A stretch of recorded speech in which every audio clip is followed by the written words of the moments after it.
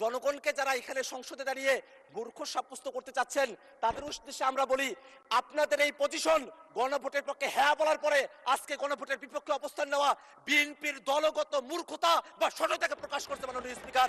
আমরা এই কথাটা আপনার মাধ্যমে তাদের কাছে জানিয়ে দিতে চাই।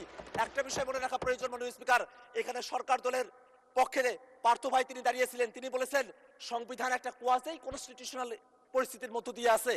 সরকারি দলের একজন এমপি যখন কোয়াজি কনস্টিটিউশনাল কথা বলেন, অর্থাৎ খণ্ডিত সংবিধানের কথা বলেন, তখন কিন্তু আমাদের যুক্তি বেশি সাব্যস্ত হয় মাননীয় স্পিকার।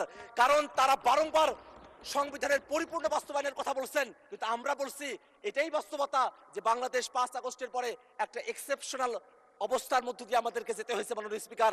আমরা কনস্টিটিউশন পুরাটা মানতেও পারি নাই, পুরাটা ছাড়তেও পারি নাই, এমন একটা পরিস্থিতিতে আমাদেরকে আসতে হয়েছে মাননীয় স্পিকার।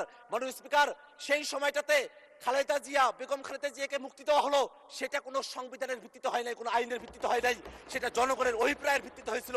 অ্যাটর্নি জেনারেল তিনি যেভাবে নিয়োগ পেয়েছিলেন সেটাও জনগণের অভিপ্রায়ের ভিত্তিতে হয়েছিল। এই যে জনগণের অভিপ্রায়ের ভিত্তিতে সেই সময়টাতে এক্সেপশনাল একটা পরিস্থিতিকে আমরা ডিল করেছিলাম, সেই পরিস্থিতিকেই টেকসই করার জন্য এই যে আদেশ, সেই আদেশটাও জনগণের অভিপ্রায় এবং ক্ষমতার ভিত্তিতে এটাকে জারি করা হয়েছে মাননীয় স্পিকার। মাননীয় স্পিকার, একটা বিষয় একটু জানিয়ে রাখা প্রয়োজন, আমরা জুলাই সনদে এমন অনেকগুলো বিষয় নিয়ে কথা বলেছি যেগুলো সংবিধানের মৌলিক যে কাঠামো আছে সেই কাঠামোর সেখানে ব্যত্যয় তৈরি করে। আমরা সেখানে বিচার বিভাগকে আমরা বিভিন্ন শহরে আমরা নিয়ে যাওয়ার কথা বলেছি, বিভাগীয় শহরে।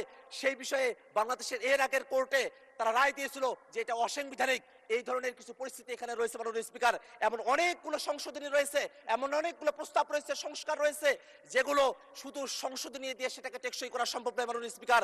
সে কারণে ঐক্যমত্য কমিশনে আমরা জাতীয় নাগরিক পার্টির পক্ষ থেকে দাবি করেছিলাম গণপরিষদের মাধ্যমে নতুন একটা সংবিধান করতে হবে।